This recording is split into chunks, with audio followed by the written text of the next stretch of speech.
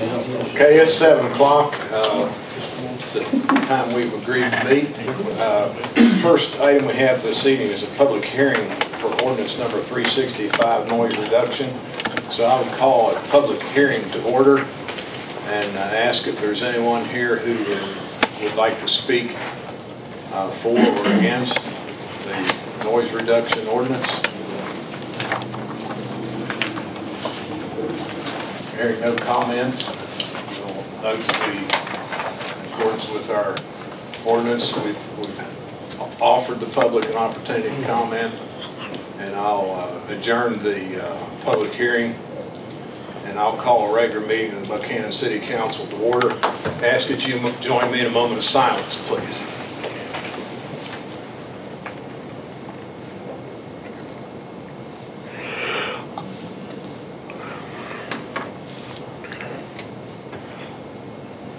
Thank you. We'll respect the flag. I pledge allegiance to the flag of the United States of America and to the republic for which it stands, one nation under God, indivisible, with liberty and justice for all.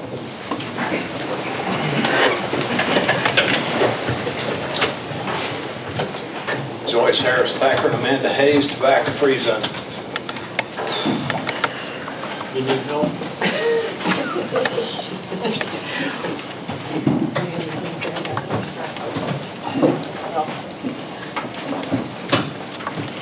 Over here? Where Doesn't have you matter. got here? Well, as usual, I brought Stuff. You know, I'm a teacher by trade. I like visual aids and show and tell. So, yeah. And as we go through this, we'll distribute some of the stuff that we have here and show some of the props that hopefully will be of interest to everybody here, and we'll give you a little example of some of the things that we're proposing.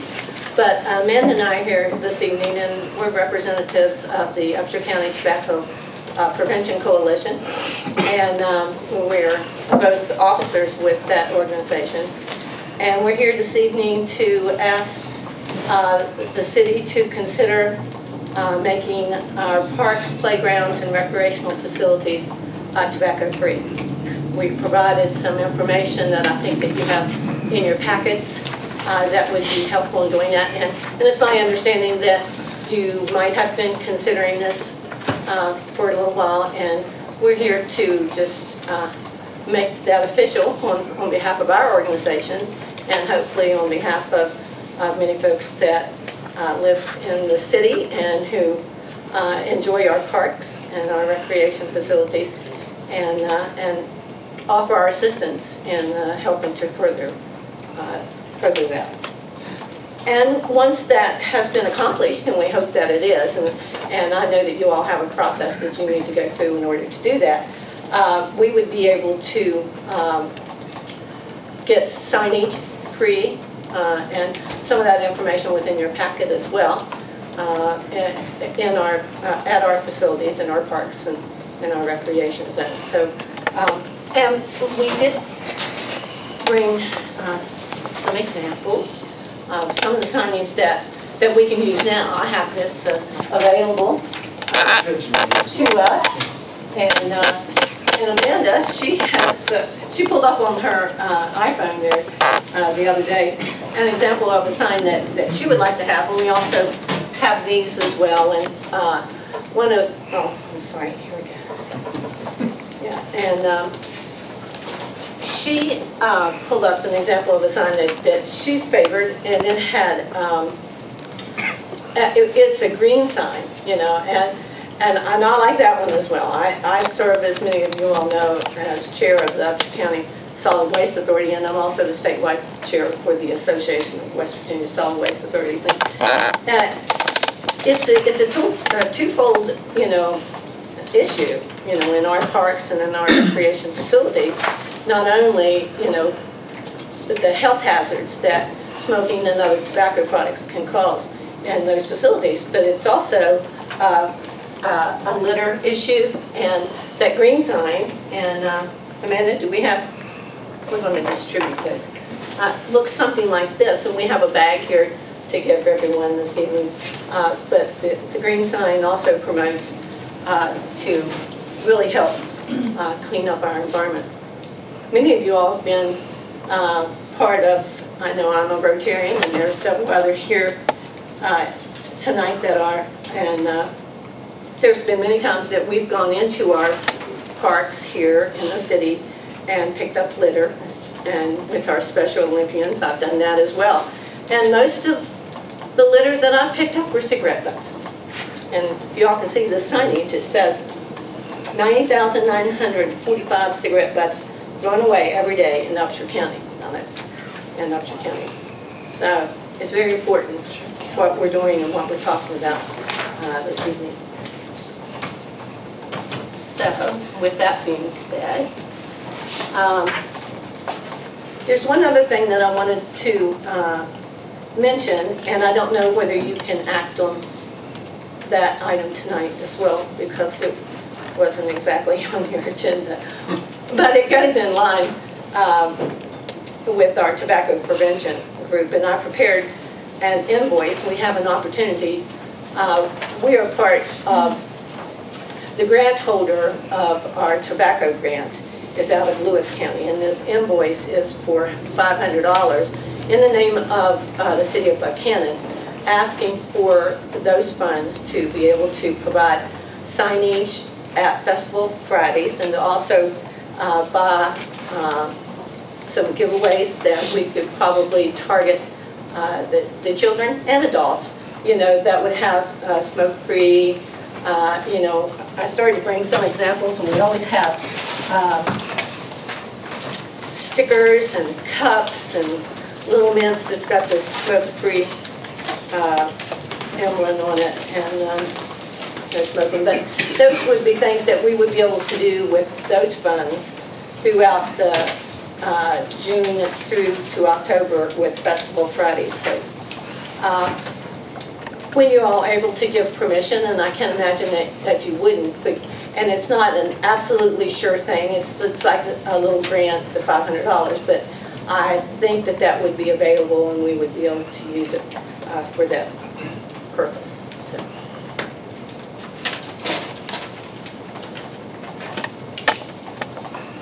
I've got a question. Do you have any statistics that show an increase or decrease of smoking in Upshur County or West Virginia? Or what's been the trend locally?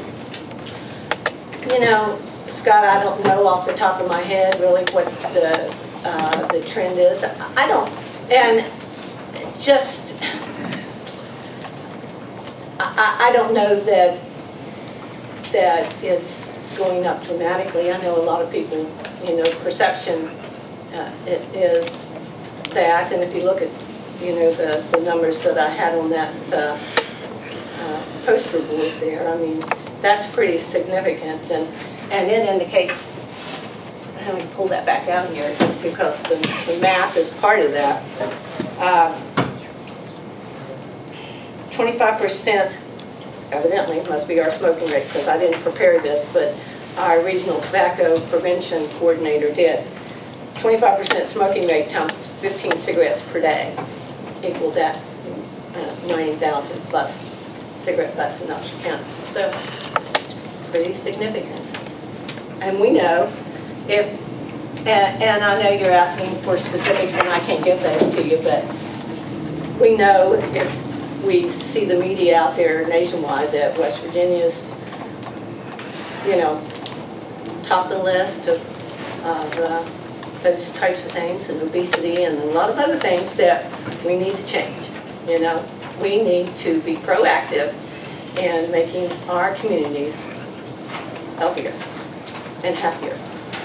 And we know that when you work towards prevention, and I use this statistic many times, and certainly I can back that up with prevention. I work with, you know, child abuse and neglect. That it's pretty consistent when you spend $1 in prevention, that you are spending $7 to every $1 in prevention, which means, you know,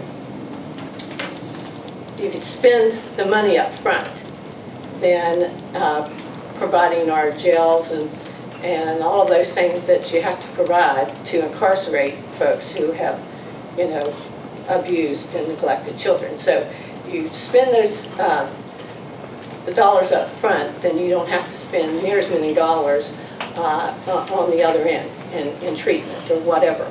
Same holds true with all of the health issues that go along with smoking and the like.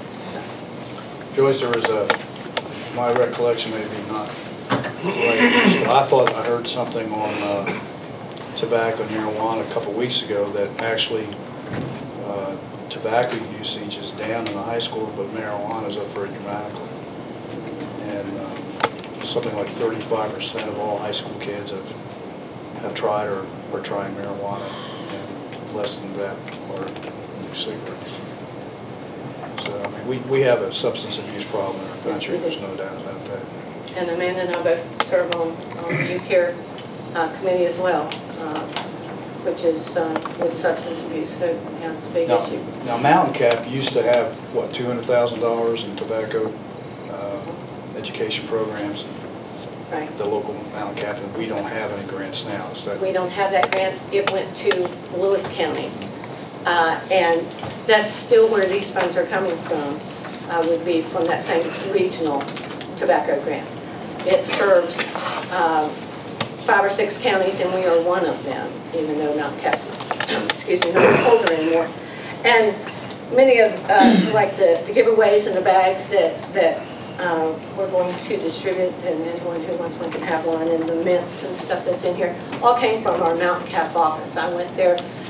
We still have many of those types of things that doesn't necessarily, some of the stuff still has Mountain Cap's name on it, but these do not, and we still use those with our Tobacco Prevention Coalition here in Upshur, and I try to keep as much of that stuff here in Upshur and use it here in our community as I can. I'm very interested in supporting the idea of this, especially with the parks, and probably like you guys are. I mean, I'm interested also in what the enforcement of that would be, or how that would be put together, because I'm disappointed to learn when I've gone places in town that smoking goes on in places it's not supposed to go on, and you know, really the other end of that's going to have to be how that would be enforced. But I think if we're going to be a progressive city, we need to get progressive about this kind of thing. It seems to me we're a little bit behind with it. Would be great structure.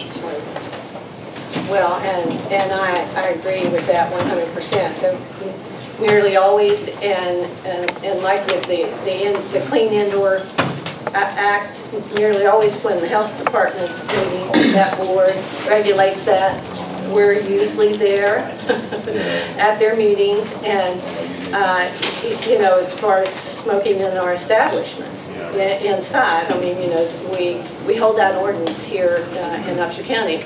And anyone can fill out in their form on the health department's website, can fill out a complaint, and they can act on that complaint. They suspect that they're smoking, they can fill out that complaint form, and then they're supposed to investigate and then move forward with that as it, you know, unfolds. But that is in place, and anyone can do that. We encourage anybody to do that. The problem is, there are never enough people, never enough funds to hire enough people to police that, to enforce that, and they just do the best that they can with the health department, with the number of people that they have to help. Is there any effort being made to enforce the juvenile smoking laws in Upshur County? I see kids on the street that I know can't be more than 14, 15 years old all the time smoking a cigarette as they walk down the street. Is there an effort being made in Buckhannon and Upshur County, I'd say too, to enforce those laws? Matt, do you know? I know when we see them, we cite them. They're adjudicated. They can be adjudicated through municipal court, but they can also be adjudicated through the juvenile prosecutor at the prosecutor's office. But I know that at the high school, of course, sits outside of city limits, but I hear tales of state police getting called from the school administrators or officers, dealing with that quite a bit. I don't know about the middle school. And you know, Ron, we participate here in Upshur County, and Matt knows that as well, with a program called Sinar. And I just had a call about that the other day. I mean, you know, and that's to go in and to the establishments that sell cigarettes, and there's a trained juvenile and police officer, and they go in and they try to make them out, and that's set up every summer, and they never know, you know, when that's going to happen. Yeah, you typically hear of us on alcohol buys, which we've done, but we have also done tobacco buys. Usually, it's set up and a trooper goes in under cover it. Any other You know, questions? we attempt to do that. There's lots of different programs, you know, because I saw, you know, yeah, it's very upsetting. Any other questions for Joyce or me? So you're, Gary? Always take up too much There's time. one way to cure all this problem like that is all these places that sells cigarettes, beer, stuff like that, anything, McDonald's, any kind of to-go stuff, they have a barcode on it where they price stuff. And you have a card, like you go out here to Sheets, you get your gas. Every time that you go there and you buy something, you swipe that card across there, that puts your ID number on that. And the game warden or anybody that goes along, finds this trash along the road, he just puts his scanner on it, he knows who bought that stuff right there, and go right there, and a couple of arrests like that right there, the word's going to get out, and you'll see a lot less traffic, or trash and stuff throughout on the road. I mean, it's everywhere. Beer cans, pop cans, and all kinds of McDonald's bags, Hardee's, and everything. Any other questions for Joyce? Joyce, thank you very much. Appreciate it. She's our quiet one, but I'm going to tell you, she is a worker. I know. She is right there in the trenches, and, but, you know, if you put a microphone over here, she, you know. She speaks for her pencil. I would be in trouble, seriously. Thank you all very much, and, you know, please let us know how we can help further. I like This that sign. $500 item should be placed on the agenda for next meeting. Okay.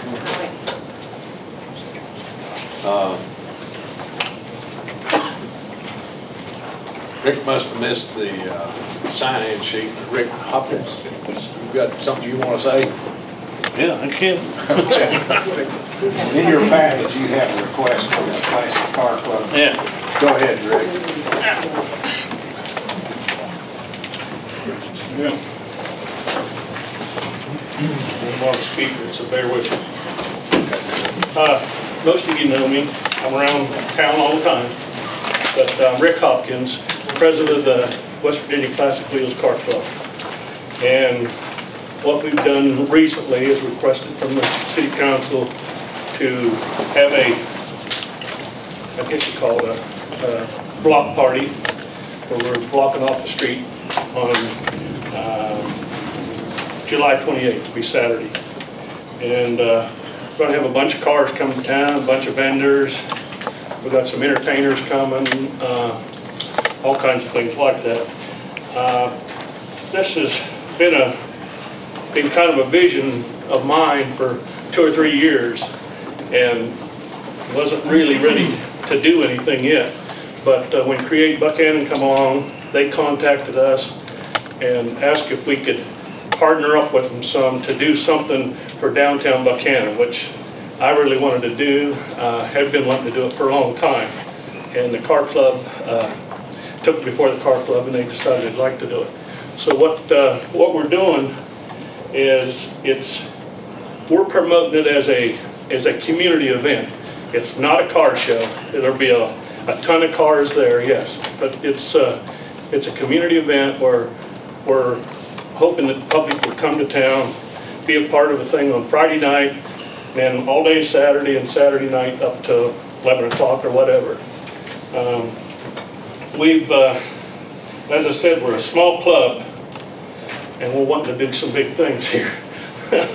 So I'll read the letter that I submitted to the council, if that's appropriate. West Virginia Classic Wheels Car Club is sending this letter to inform the council of plans for the rapidly arriving event for downtown Buckhannon. As scheduled, the community event will take place on Friday evening, July 27th, from 6 to 10 p.m. with partnership from Create Buckhannon. The Saturday, July 28th activities will start a pancake breakfast at C.J. Maggie's from 8 to 10. Some car registrants will then participate in what we call a rod run out to the Wildlife Center at French Creek, where the car club is hosting a free barbecue for registered cars.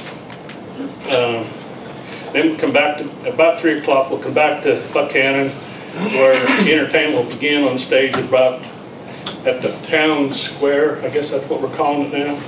Main Street will be blocked off beginning about 6 or 5 or 6. Street clearing start at 4. Block party will begin at 6 p.m. and last till 11. The general public will be on the street along with vendors, charity organizations, entertainers, and hundreds of car enthusiasts from Friday evening, all day Saturday, and enjoying the block party Saturday evening. Interest and support for this event has been overwhelming. I can't comment enough on that. Donations and sponsorship help has been brisk, to say the least. This is all very positive, but planning has been an intensive, and we are hoping we can receive help from the city and volunteers from the community. Things that we're asking for, things that we thought of that maybe the city or even volunteers can help us. Police and first responders with Matt and his group down there, if they can help us just control the crowd, not let anybody get out of hand. Restrooms, help maybe with the trash collection after the event. Street department, we can do barriers at the end of the streets to block them off at a certain time. We'd like to have, if we could, is get some kind of little signage or something put up there to where people know that the street is going to be cleared at a certain time.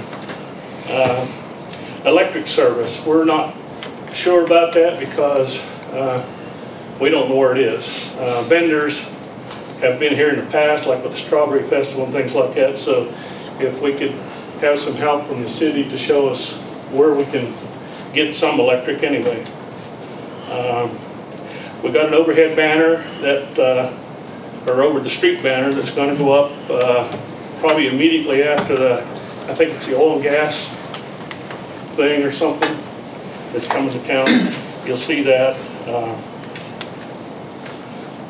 If we need more street space, you know, if you can help us provide places where we can put that. I talked to Rich the other evening about that. We need electric on the stage up there at that town square. Trash collection receptacles. And we'd like as much help in the community to advertise the event as we have. Some of you have probably started seeing this signage in a lot of the businesses around. We're taking this all over the country. I mean, it's going everywhere. And it's our first one. We don't know what to expect.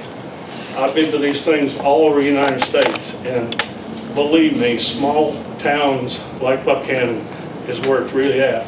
And we've got a beautiful Main Street. I love it up through there. When you can look up through there and you see 500 or 600 antique cars, and we're going to have a 50s, 60s type theme. The entertainers are going to be doing the 50s, 60s stuff. We're encouraging everybody to come dressed in the 50s, 60s style. The girls with their poodle skirts and the guys with their... I can't do the DuckTales anymore. You might do the tail. But anyway, we're encouraging all that, and we hope that everybody in the community, this is what I wanted to do, because I love this community, and we need more things downtown. We need more things through the summer. You know, when the Strawberry Festival's over, it's over. There's nothing else the rest of the year. And if we can do something like this, I'm trying to pattern it nearly like what Elkins is doing right now. For 28 years in a row, they've had their Mountain State Street Machines has had a big event. They come in and it's a 3-day event. They have entertainment the first evening. They're downtown. They block all the streets off downtown in Elkins. The second day they move out to their park, which If we had a park like that, it'd be nice. But some of those members of that car club up there were getting to the point where they're old, they didn't want to do it, a lot of work, and really, there is a lot of work. They decided they were just going to kind of phase it out. Chamber of Commerce found out about it. It's such an economic boon to that community up there, the Chamber wouldn't let it go. So they're pretty much running the thing now. In 3 days, they've got as many as 1,200 cars. Now that's just cars. Now that doesn't include the public that comes, that doesn't include the families, other members with that car, and they stay in the hotels, they eat in the restaurants. Downtown is just full of people when this is going on. So this is what I want to do for Buckhannon, and this is what our club wants to do. But we're a little club trying to do a big thing, and we need the city to help us, if possible. Rick, memory serves, council already approved this event, the dates and so on. And I'm sure that we can be counted on to do as many of these things as we can. Jerry Arnold, you need to talk to Jerry, he's not here this evening, about the electric. He knows, I think, where that comes from here, Lowell. And Matt, I saw him nodding approval when you were saying police, and I think we want to see this go too, and we'll work with you any way we can, and appreciate your effort.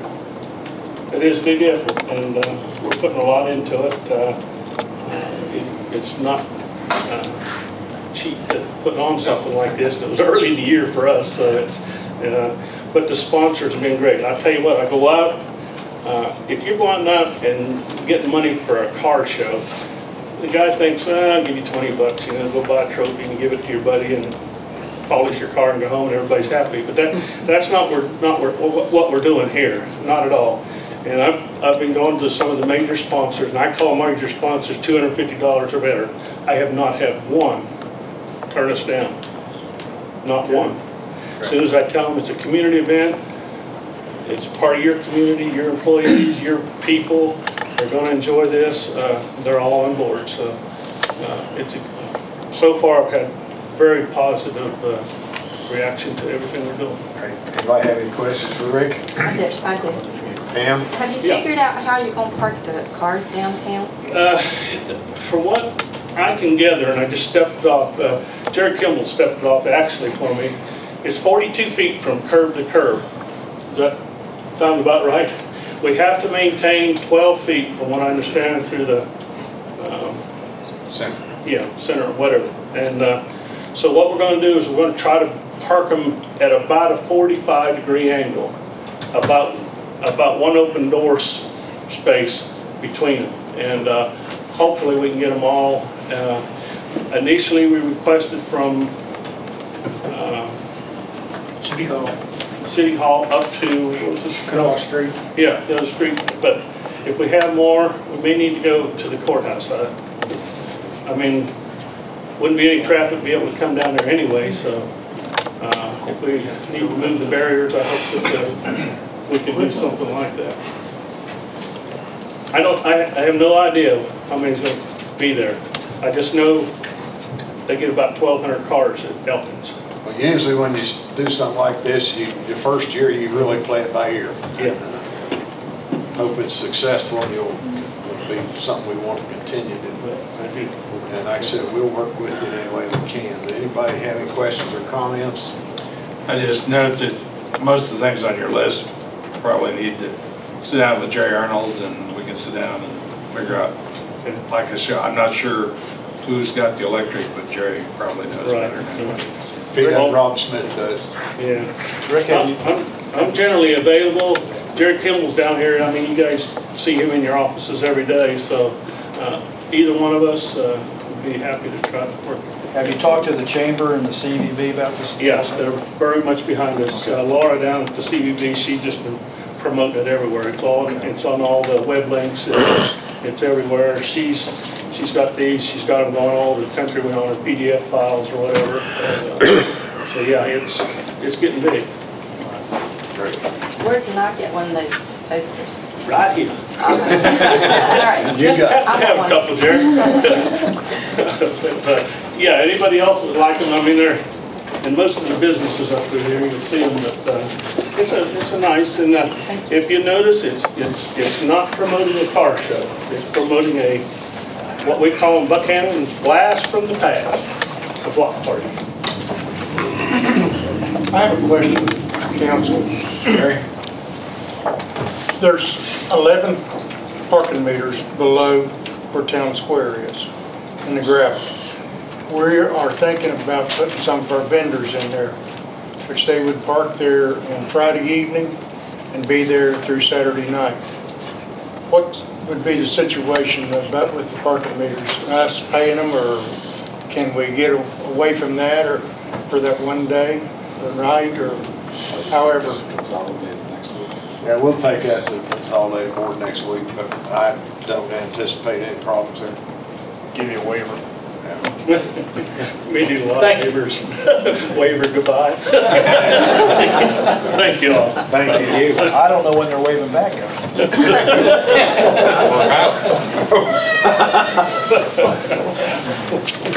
Oh, I got pancake tickets too, so. Okay. Come see me. Okay, that brings us Get me out of your face. to department and board reports. Michael Doss. There is a very busy time in our office trying to close out the end of this fiscal year and start another one. So we've been very busy. So I don't really have anything to report, but I will have at the next meeting in July our financial report and summary for ending this fiscal year. I think you'll be pleased when you hear the results of that. Under old business, very old business, if you'll recall, well, about a month ago last year, we had an issue with our fire truck, and I had to get the ladder fixed on that, and we wrote a letter to the state. The governor gave us a direct appropriation, and the wheels of government, we finally received that check today, a little over a year later. So, but $15,000, so we put that in the bank. How much, 15? $15,000. But I'll have a lot of good stuff for you at the July meeting. Okay. Any questions for Michael? Chief Gregory? Good evening. Don't have anything really major to report. The police department's just been busy with routine matters. We have been gearing up for some of the community events that we've been involved in annually. Our National Night Out is coming up on the first Tuesday in August. The exact date escapes me right now. We are in the planning stages of that, so as that comes together, I'll have more on that to report. We have been partnering with UCare already this summer, and we'll continue throughout the summer for their annual pool parties that they have at the high school pool for high school and middle school students. So we've been providing a police presence as we have in the past at that, and those are always really good turnouts, good events. And that's all I really have tonight. I do have the activity report for the month of May. May was a busy month, of course, Strawberry Festival. So I do have the activity report to advance to council for the record, and that's all I have unless there's questions. First Tuesday in August is the 7th. Okay, so it'll be August 7th. And we anticipate this as it was last year to be at the high school pool. The change in venue was probably the best turnout it was the best turnout we have ever had. There were 300 plus people. Families just enjoying a good evening, getting to know their police officers, public safety professionals, and just having a good evening. And we anticipate working well with our businesses as we have in the past. They're able to provide donations and other items to make everything of the evening no cost for those who participate. So we anticipate being at the same location, high school pool, from 6 to 10 p.m. Anything else? Thanks, Matt. Sam Ludlow, Sanitary Board.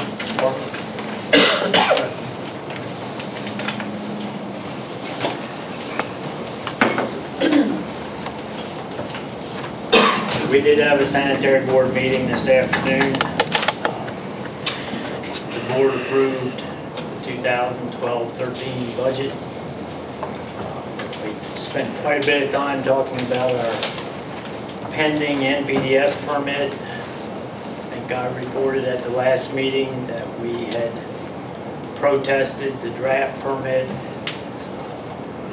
Requires an additional treatment to be implemented over the next 5 years. Some parts immediately, some other things in a couple of years, and then finally in 5 years to have a higher level of treatment. A lot of that is negotiable with DEP.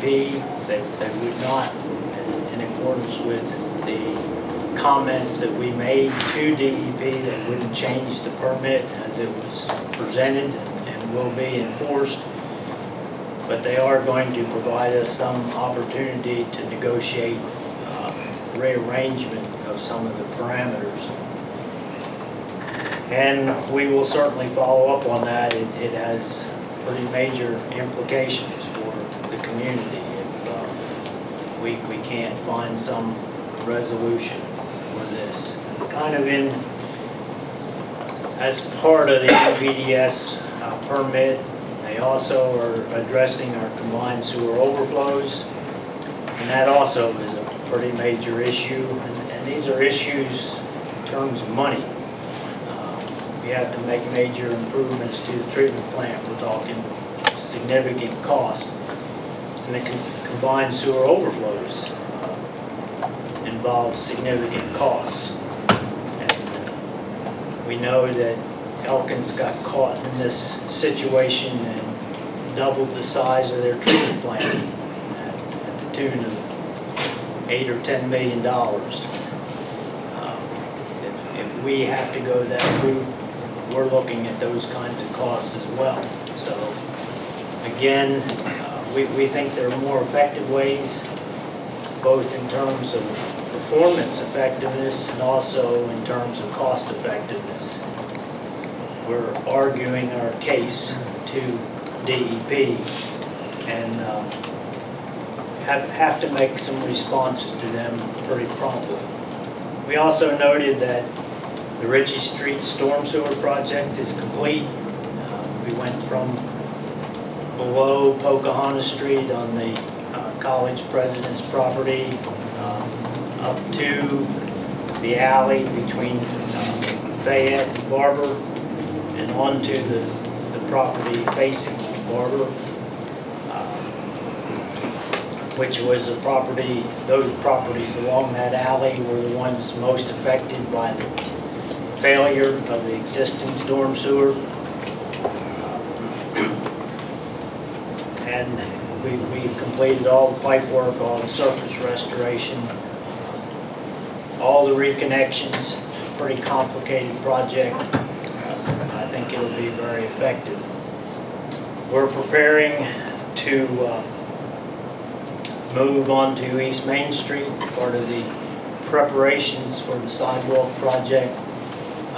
We have a segment of about 500 feet of sewer line, really pretty much this end of East Main Street that we're going to replace an old line that had some problems. We completed some CDL testing, and we have 2 new drivers, Dan Baker and Garrett Walton.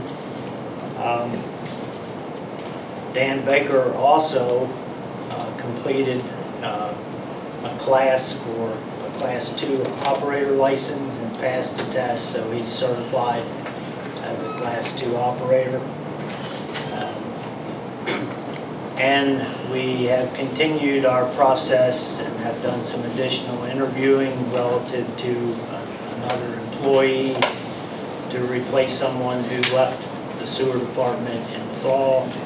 And we expect to add an employee here in the near future. That's all. Questions for Sam? Thanks, Sam.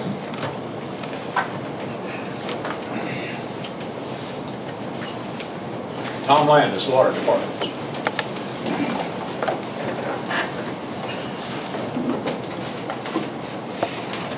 Good evening, Mayor and Council. From the Water Board, as Michael alluded to earlier, we were closing out this year's budget, adjusting some line items that we needed to take and address. and we got approved by the Water Board the 2012-13 budget. So that process has made its way through the Water Board and has been approved. Under old business, we discussed Kelly's part of the East Main Street project. They're removing meter barrels and in one instance a fire hydrant from the sidewalk and moving those back into the property owner's edge of their property for the new sidewalk renovation project that's going to be taking place. So they're renewing services. He estimates he's about 80 to 90% complete on that project, which is about where he thought he would be come July 1. With Jay Holland's help and myself and Sam, now that he's back, the city engineers, we're going to be taking a look at the water plant and some of the aging concerns with the infrastructure of it. We've got about a 28-year-old facility.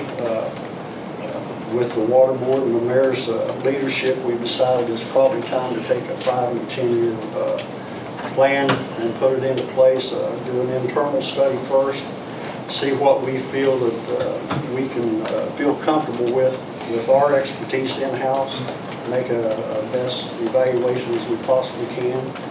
Jay and I started that last week. We got about a day and a half or 2 days in. Jay, is there anything you'd like to say on that? Yeah, I would just say that, we were able to evaluate the sediment basin, the filter bedrooms, the valve vault room, the raw water intake, the control room, the chemical lab room. So we probably got about 50 to 60% of the plant completed at this time, and we're going to continue that hopefully tomorrow and throughout the upcoming weeks before we prepare our RFQ asking, because there's some things we may not be able to attend to, or the technology and or treatment processes are different from what the plant is currently using. So this is all in anticipation of what we need to look at as a 5-year snapshot, a 5 to 10-year snapshot, and then a 10-year beyond snapshot of what the EPA at the federal level and the state's going to require. And we just want to get in front of that. We want to be prepared for the changes that are coming, both in the treatment process and the way we distribute the water out into the system, and this is just the start of that. Hope to get that RFQ out sometime in the fall and get a consulting engineer on board to, let us know what we're looking at so that we can plan for the future. Thank you, Jay. Most recently, in the Record Delta, an annual thing we're required to do by the State Health Department is to publish a Consumer Confidence Report. This is a report on the testing that was conducted on the drinking water on an annual basis. In this case, it was for the year 2011. It's required to be published and made available both in my office and at City Hall to our consumers. Anything detected in any of our tests is reported in that report, and all detects we did meet state and federal standards or exceeded those standards. So if any of our customers are concerned about their drinking water or what's in it, I do have a consumer confidence report available to them for the year 2011. And finally, I would like to brag a little. What's that? Brag. That's right, bragging rights. I wanted to pin these to my chest, but I didn't get my vest and mat this evening, so they're a little heavy. But on a serious note, the water plant received a couple of recognitions from the last month or so. As I sort of joked to the water board, we hired a new man, and since then we won 2 awards, so you must be doing something right.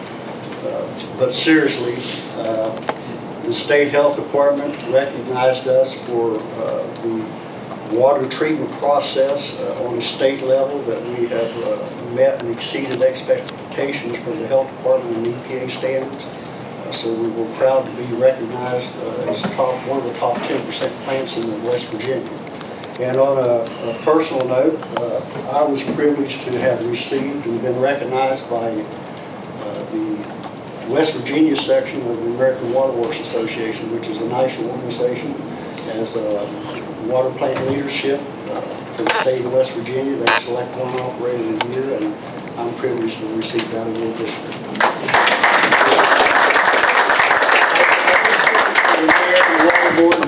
I mean, this was a team effort, so I appreciate it. Any questions for Tom? Congratulations. Congratulations. Okay, in your packet, there's a letter from Jay Hall and Frank Fado with some floodplain requirements. We've already addressed Rick Hawkins' letter. Brings us to the consent agenda. Oh my goodness. Back up. Deborah Brockham, Stalker News. She made it to one meeting here. She had to pass her up. I meant to skip Dave, but I meant to skip Park. Thanks a lot. Yeah. Well, I just want to give you an update on the Stalker Youth Center. I'll be very quick. Camp Buccaneer started this month. It runs from June 11th to August the 17th. As of today, we have 102 children registered, and when I left today, there was 3 more signing up, so it's an ongoing process. Under U-Care Park pool parties, we had our first one last Saturday. We had 85 high school kids in attendance. We have 3 more scheduled for July 7th. It's middle school kids only. July 21st and August 18th is high school students only. The admission is $2, and the parties are age appropriately chaperoned. Also, as Matt said earlier, we partner with the police department for the National Night Out, and that is our family night, U-Care Family Night. So it's a really big turnout as it was last year, and we think it will be the same this year. Our summer basketball program will start next week. We have a mini hoops program for ages K through 2nd grade. We have a basketball camp for grades 3rd through 5th grade, and it'll begin on July the 2nd.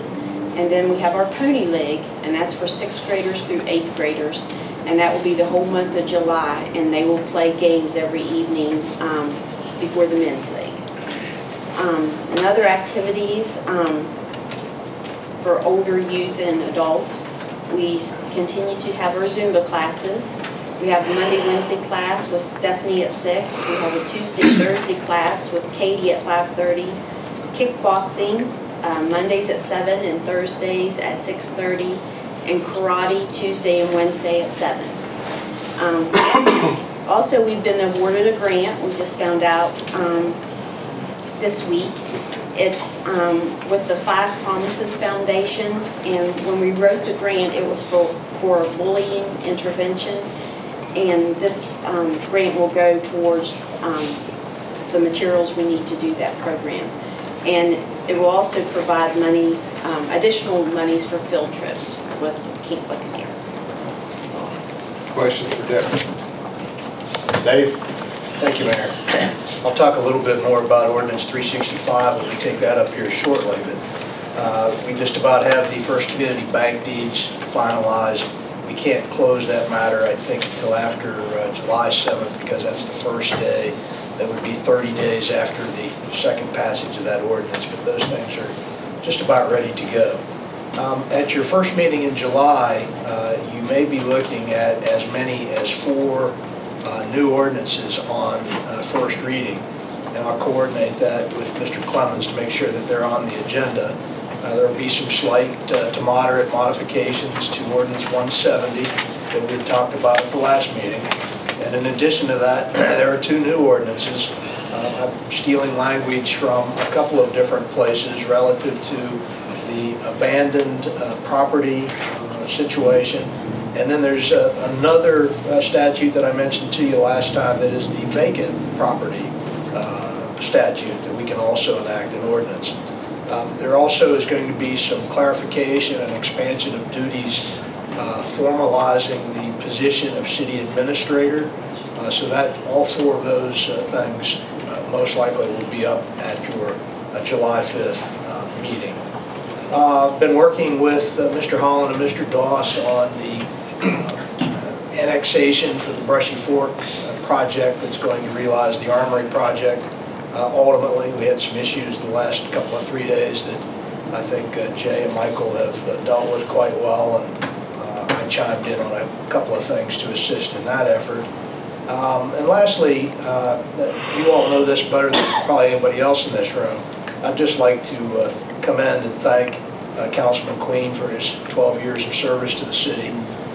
Many of you have served in that kind of long tenured situation.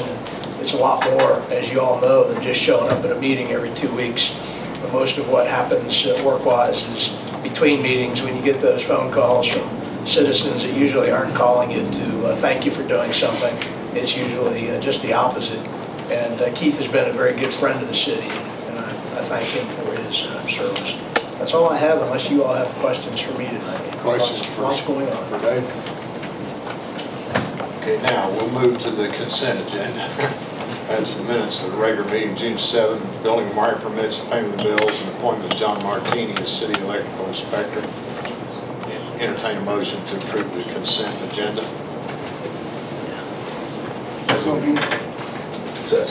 Motion made and second. Further discussion? All in favor, signify so by saying aye. Aye. Opposed, no. The ayes have it. Second and final reading, ordinance number 365. A timely swig of water, I think I can do it. Ordinance number 365 of the City of Buckhannon. An ordinance 1, establishing rules and regulations regarding the prohibition or limitation of noise within the corporate limits of Buckhannon. 2, establishing exemptions for noise. And 3, making it a criminal offense to violate the provisions of this ordinance. This is the second of the necessary 2 readings. If you act affirmatively on this evening, this ordinance will go into effect on July 21st rather, of 2012. And it is my recommendation that you consider it this evening. I would note that prior to your public hearing this evening, that it was duly advertised as a Class 2 legal notice in the Buckhannon Record Delta. The notice and the ordinance has been posted in the foyer out front. So it's mature for you all to consider it on second and final reading. Entertain a motion to pass ordinance number 365 of the City of Buckhannon on second reading. I'll be pleased to make that motion. Second. Motion is made and second. Is there further discussion or question?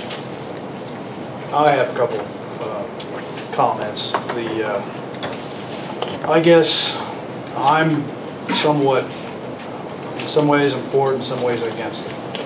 And I do think that we need to have some accountability in regard to noise within our city limits that is inappropriate.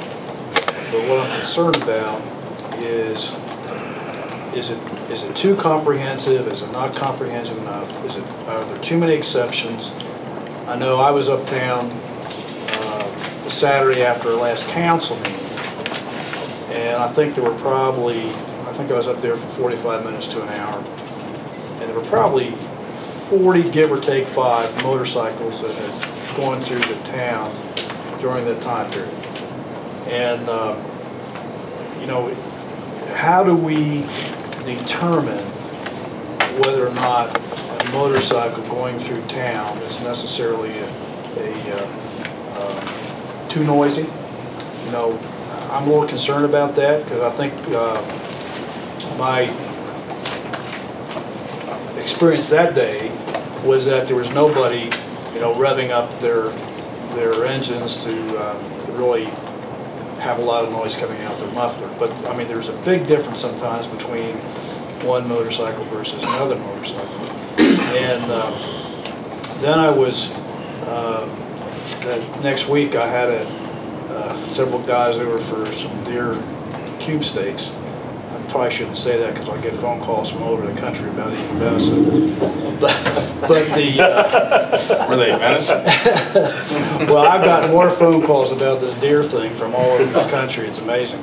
But the Chapel Hill had a Bible study that week, and you know, it was noisy.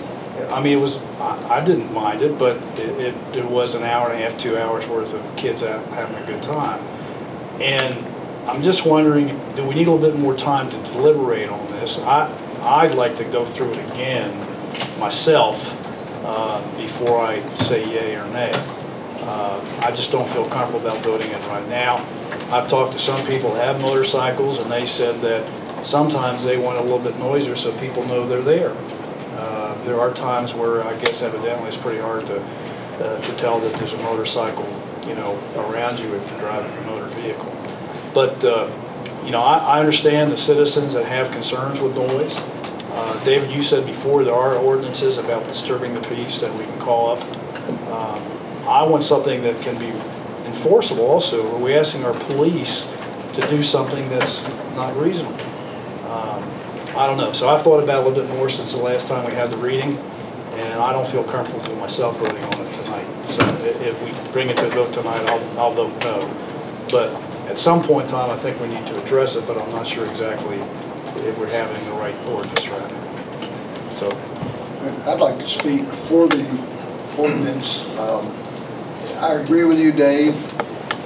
We have to walk carefully into how it's enforced, how we choose to enforce the ordinance. I think our law enforcement officers are going to take some head scratching amongst themselves, whether it's setting up a sting, so to speak, or some planned monitoring of traffic and trucks and vehicles, etc., with the device that we have. It's going to take some time to figure out how to do it. But the positive thing is we have a measurable, sound ordinance. You can measure it. It's quantifiable. It's not subjective. We have heard for years from the citizens about the noise levels, especially basically as Kanawha Street. It's the main drag through town. And I can attest to hearing lots of these loud trucks come through. And yes, motorcycles, some of them are very loud. I don't necessarily buy the argument that the louder your pipes are on the motorcycle, the safer it is. I mean, there's everything that's debatable, and I used to own a motorcycle. But I think we've got something that's definitive, it's measurable. I think there's not really, the things that are excluded, I think, are reasonable exclusions to the noise ordinance, and I'd like to see us move forward on it this evening. I will be voting yes on it when it comes forward. can we ask Matt how he feels about the whole comprehensiveness of it? Well, all we had to go on in the past was the breach of peace ordinance. And that particular ordinance was several decades old and was very gray, incredibly gray to enforce. So, you know, having something, as Scott said, having something that's quantifiable certainly puts more teeth into something that we can do as a city police agency whenever we get a complaint from a resident, from somebody here in town regarding noise. You know, it gives us a little more direction on how we are to proceed. I do think that when it comes down to the actual enforcement of the ordinance, you know, given the circumstances, I think that certainly there should undoubtedly be some discretion used. No two situations are alike. Just like anything that would fall under the criminal laws as they are on the books now. No two situations are alike, and that means that our response to a given situation isn't designed from a cookie cutter. We have unique responses given the circumstances of the situation. I don't think there would be any exception to that type of response to something like this. I think that the discretion certainly should be a factor, but having an ordinance as it is written, presented before council, certainly gives us more teeth, certainly gives us more direction than what we had under the breach of peace ordinance. I will note on the situation with the motorcycles, that is the one area that did perplex me probably the most out of this ordinance, and that's exactly how do we respond to motorcycles, because there are certain motorcycles that are just inherently louder than others. It's just the way they're manufactured. If you look at the West Virginia Code as it regards mufflers, and that's typically where your noise will come from a motorcycle. The law regarding, the state law regarding mufflers is that, of course, every vehicle is to be equipped with one, and if the muffler is changed, it is to be the equivalent of the factory installed muffler. So I think that certainly that should be a factor with motorcycles. Now, should we go around writing every loud motorcycle that comes through town? That's probably an area where discretion should be a factor, in my opinion. Now, if it's something beyond the course of normal riding through town, if, you I've seen circumstances where an individual gets on their bike, they're getting ready to leave, they fire it up, and they fire it up as loud as they can, and they keep boosting the throttle. Well, that goes beyond the scope of normal riding. It goes beyond the scope of what the factory installed muffler was designed for. And I think that discretion in that instance is not as much of a factor as what it is with just the normal flow of traffic. And that's just my opinion. That's just kind of the terms that I've come, as I've thought about how we're to address this ordinance as it's written within the scope of day-to-day activities here in town. And those are just my thoughts. Of course, when you're dealing with outside parties, somebody having a cookout and they're playing their music real loud, well, certainly then, this ordinance gives us more direction for something to deal with that, And in the past, we've received complaints on that. We've got the breach of peace to fall back on. But this gives us a little more options, a little more direction to be able to satisfy a complainant when they call the police wanting help for a given situation of that nature. Thank you, Matt. Question. Any other comments? Ron? Is this ordinance written so that the decibel limit is higher or lower than what the manufacturer's noise level on their mufflers on motorcycles is? Ron, I don't think it addresses that specifically. I will say though, I've done some research on decibel level and so on, and the standards you're setting here are just a little bit higher than what is normally considered to be a hazard level for noise in terms of damage to hearing. There's quite a bit of work out there that's been done by OSHA and so on in terms of workplaces and so on, what's an acceptable level. And these standards seem to be set just a little bit above that. Would you say that a motorcycle coming right off the showroom floor would meet our requirements? I ordered, and Matt has it now, but we ordered it. It was not a terribly expensive sound meter, and they may choose to get one that's better. But I went around and did some monitoring of traffic right out here in front of City Hall and also down by the courthouse and so on. To hit the levels that they're talking about in the ordinance, it's pretty loud. And, they're talking at 25 feet, so sound like a lot of things. So what I'm really getting at is if I buy a motorcycle, I'm not going to have to worry about coming off the showroom and getting written up in Buckhannon. Well, I think a lot of it depends on how you drive it. But it states in this ordinance, no person shall operate or permit the operation within the city of any motor vehicle, motorcycle, or motor boat without factory installed mufflers or their equivalent. If it was delivered with that on it, you're okay. Any other questions? Okay, I'm going to call for a vote. All in favor of passing the ordinance, signify so by saying aye. Aye. Aye. Opposed, no. No. No. Call the roll. All righty. Dave Thomas? No.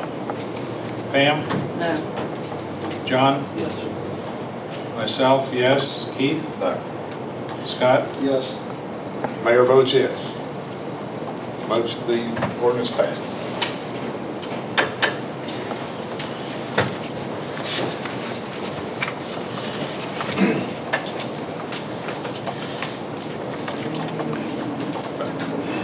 Comments and announcements. Michael? Actually do have one. Looking into next month, next year, I'd like to meet with the Finance Committee, proposing Monday, July 9th at 10 o'clock. There'll be some additional appropriations for council to consider in regards to our 2012-13 budget, and some revisions that will be due on that budget to the State Auditor's Office by mid-July. So, July 9th at 10 o'clock. Okay. Dave? Me? Yeah. Okay. You, Dave. Yeah. I appreciate Joyce and Amanda making the presentation about the anti-tobacco in our city parks, and I think we ought to give that real serious consideration. I don't feel as comfortable about giving $500 for that effort. I think we have to be real careful where the city, where we give our monies to as far as not-for-profit organizations and activities and so forth. So I'm still wrestling with that a little bit. And I would endorse what David said about Skeeter. Skeeter, thank you for your volunteer work with the medical SWAT team as a medic, and also for your years of service. And good luck to you. Pam? I want to ask, did Mr. Mills need to speak about something this evening? He didn't sign up. I didn't get here in time, but I did have a comment, a couple comments and questions at whatever point's appropriate. Right now. Okay, now it's appropriate. Okay. David mentioned annexing the Stony Run. Where are we on that? I'm probably behind on. Michael can give you an update on that. As far as the armory is concerned, right, Brushy Fork? Yes. We're in the process right now of securing right-of-ways for our water line, which also enable us to what we'll eventually do is we'll go towards council for what would be called a minor boundary adjustment annexation. There's about 7 or 8 criteria within that application for state code that we have to address, and one is providing utility services. Once we get that settled, we get formal approval from council, we will be going to the county commission with that application. I anticipate the commission will receive that warmly. It'll just be a hearing process as with any other annexation, and then once that takes place, then we'll move forward with that process. What's the time period if everything goes the way you would hope? There's some quirks in it right now, but we're actually anticipating hopefully by the end of July having that ready for the commission. I'll just throw this out for the city council's meeting. For the armory portion of it, there's only a finite amount of funding appropriated for it. And if the plan is to use B&O tax to finance city's portion of it, that's essentially going to reduce the amount of construction that's going to be able to be afforded on that facility. And I believe you received the email this afternoon from Mr. Foster. We're trying to coordinate a meeting to discuss that as well as some other things. Yeah, I'm sure we can work that out. That's all I have. Okay. Thanks, Jay. Thank you, Pam, for pointing that out. Anything else? I just wanted to thank Skeeter for his 12 years of service to the community. He's been a very good friend to the city and also to me, and I'm going to miss him, and I will still call on you for some advice, and hopefully you'll be back on here for something else another time. That's all. I just think Skeeter's welcome. Terry's Okay. Scott, I want to wish Skeeter every other Thursday enjoy some. Watch Big Bang Theory. But I've enjoyed working with you the last 2 years, and it's not really retirement, but enjoy some free time. And I'd like to say to Rick Hopkins and the classical group, we're looking forward to that, and also Ron Pugh, who since the last meeting has started working on lawnmowers. Please be careful when you jack up and work on your lawnmower and your classic cars. The call I went on was a man who was working on his car, and the car came down on top of him. Right up here on Morton Avenue at Top Line Exhaust. So he was hustled off to the hospital. So anyway, be careful when you're jacking your cars up. Rich, I'm going to give Skeeter last shot here. Well, I appreciate Skeeter's many years of service and all the other things you do in the community, being a member of city council and so on. I've been around here for a long time, and you've been around here a long time too, and I appreciate your comments. Wish best to you, and don't be a stranger, you know. Door still opens, and come on in. Thank you. Yeah, I would say the same thing to Skeeter. Appreciate what you've done. We don't always agree on everything, but we've never been disagreeable, and that's I think a point that we need to take into account. And I appreciate that very much. And you got the last shot. I want to thank everybody for those kind words. Wrote down a few little things here so I could remember what I wanted to say. It says, tonight embarks a new adventure. As I leave my 12-year term, I walk away proud that I've somehow made a difference. I've listened, I've learned, and most of all, I've observed the things that it takes and requires to make our community a great place to be. Although my city council term ends, it does not mean that I will disappear. I have work left to do and efforts to make and maintain the expectations of the voters, and with this, I will continue with my crusade. As I've said from time to time, Again, Buckhannon is my home. I will always have the residents' best interest at heart, whether it be here or in this chamber, or elsewhere. I appreciate all the supporters I've had along the way and the new ones that I've made. I say thank you.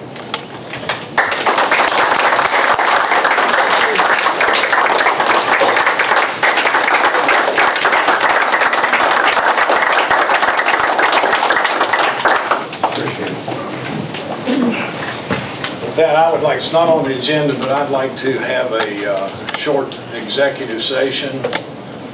There may be some pending litigation, so I would like to have a short executive session. As per 698-4. I move we have a short executive session. Second. Motion made and seconded. All in favor say aye. Aye. Opposed no. The ayes have it. Thank you all for coming this evening.